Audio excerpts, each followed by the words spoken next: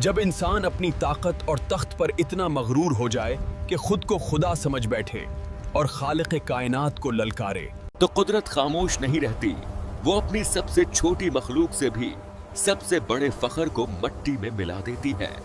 یہ کہانی ہے نمرود کی، جو بابل کی عظیم سلطنت کا بے تاج بادشاہ تھا۔ اس کا شہر سونے، چاندی اور بے پناہ شان و شوکت سے چمکتا تھا۔ جب وہ اپنے تخت پر بیٹھتا تو ہزاروں غلام، فوجی سالار اور وزیر اس کے سامنے سجدے میں گر جاتے تھے۔ میں خدا ہوں، زندگی میں دیتا ہوں اور موت بھی میں ہی لیتا ہوں۔ ایک دن نمرود کے دربار میں اس کا سب سے بڑا نجومی آزر حاضر ہوا۔ اے بادشاہ، میں نے دیکھا ہے کہ جلد ہی ایک مرد پیدا ہوگا جو آپ کے دین کو باطل کر دے گا۔ میں حکم دیتا ہوں کہ جاؤ سب لوگوں کو بتا دو کہ میری سلطنت میں کوئی مرد اپنی عورت کے قریب نہ جائے۔ مگر اللہ کا فیصلہ اٹل تھا۔ اسی دوران حضرت ابراہیم علیہ السلام کی والدہ حاملہ ہوئیں۔ حمل کو چھپانا ناممکن ہوتا جا رہا تھا، اس لیے جب ولادت کا وقت قریب آیا تو وہ ایک غار میں چلی گئیں۔ وہیں رب کے حکم سے نبی کی ولادت ہوئی۔ ماں نے کلیجے پر پتھر رکھ کر ننھے ابراہیم کو ایک کپڑے میں لپیٹ کر وہیں چھوڑ دیا۔ غار کا منہ ایک بھاری پتھر سے بند کیا اور خاموشی سے واپس روانہ ہوئی تاکہ کسی کو معلوم نہ ہو۔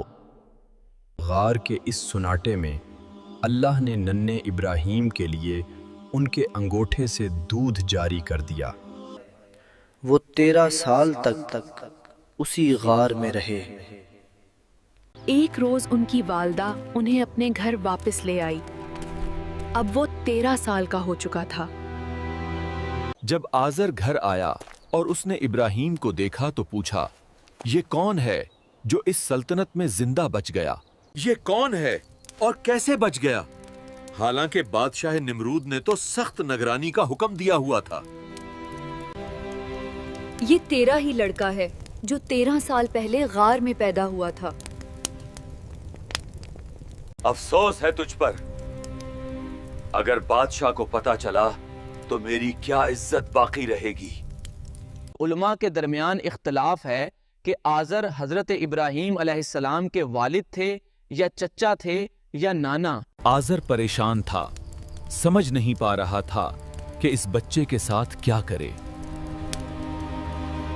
مگر جب اس نے اپنے بچے کو دیکھا تو اس کے دل میں بے اختیار محبت بھر گئی۔ آزر نمرود کا وزیر اور با اختیار شخص تھا۔ نمرود کوئی بھی کام آزر سے پوچھے بغیر نہیں کرتا تھا۔ آزر بت بھی تراشا کرتا تھا اور اپنے لڑکوں کو وہ بت بیچنے کے لیے بازار بھیجا کرتا تھا۔ ایک دن آزر نے ابراہیم علیہ السلام کو بھی اپنے دوسرے بیٹوں کی طرح بت بیچنے کے لیے بازار بھیجا، لیکن نبی کا انداز سب سے مختلف تھا۔ وہ بتوں کو رسی میں باندھ کر زمین پر گھسیٹتے تھے۔ کون خریدار ہے اس چیز کا جو نہ نقصان دیتی ہے اور نہ فائدہ؟ یوں لوگوں کو معلوم ہو گیا کہ یہ نوجوان بتوں کو نہیں مانتا۔ پھر ایک دن عید کا موقع آیا۔ نمرود اور تمام اہل شہر عبادت گاہ کی طرف روانہ ہوئے، اور حضرت ابراہیم علیہ السلام کو بت خانے کی نگرانی ذمہ لگا دی گئی۔ یہ وہی لمحہ تھا جس کا نبی کو انتظار تھا۔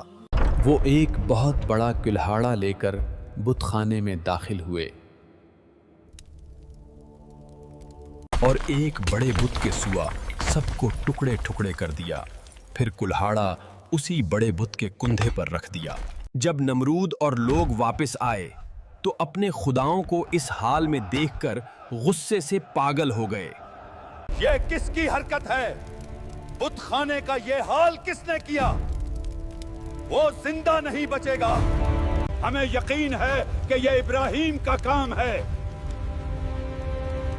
وہ بتوں کو نہیں مانتا۔ تم نے ایسا کیوں کیا؟ کیا تجھے میرا ڈر بھی نہیں تھا؟ कुल्हाड़ा बड़े बुत के कंधे पर है। मुझे लगता है उसी ने छोटे बत्तों को तोड़ा है। क्या तुम्हें मालूम नहीं कि ये बुत तो पत्थर के बने हैं?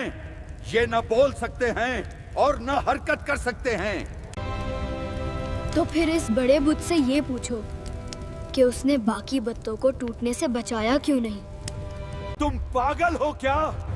वो बुत देख नहीं सकते और ना एक दूसरे को टूटने से बचा सकते हैं। अब मुझे ये बताओ, जो बोल नहीं सकते, देख नहीं सकते, हिफाजत नहीं कर सकते, वो खुदा कैसे हो सकते हैं? ये जवाब नमरूद के गरूर पर ताज़ियाना था।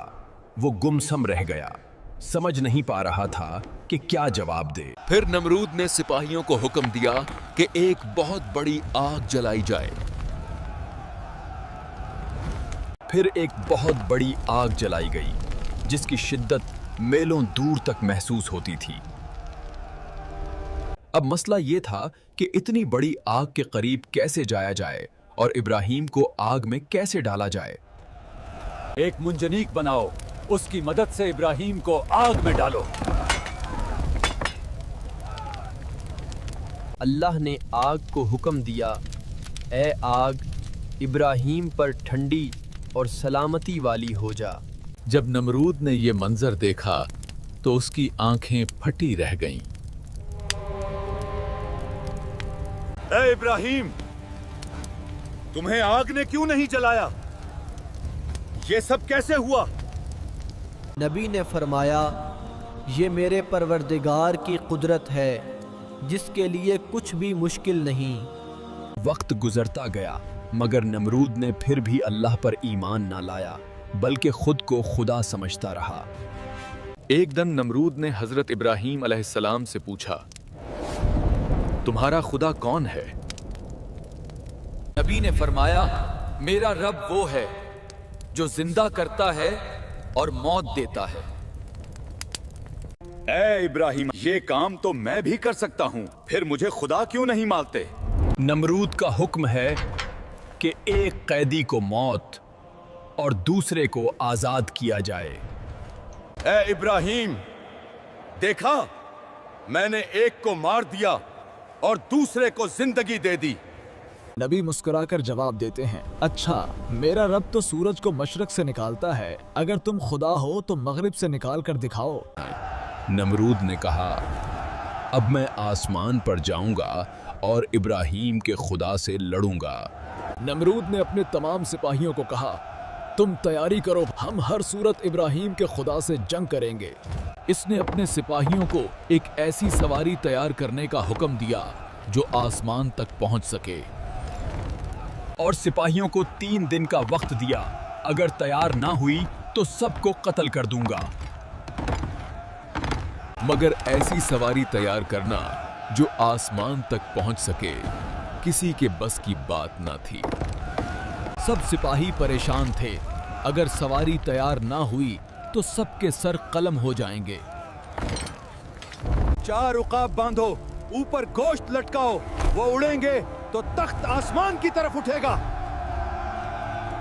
नमरूद इस अवारी पर सवार होकर आसमान की तरफ रवाना हुआ।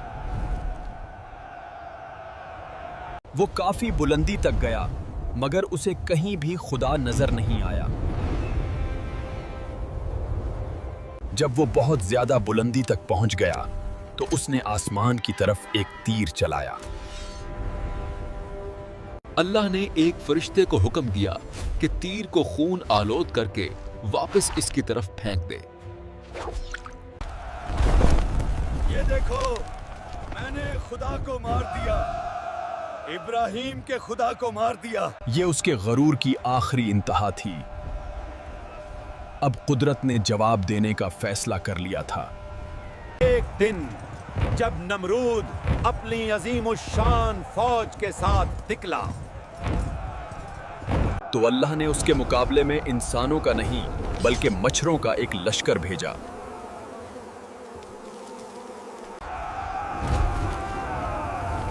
हम इन मच्छरों के साथ हमला कैसे करें? सब लोग भागते हैं और नमरूद भी अपने महल की तरफ भागता है।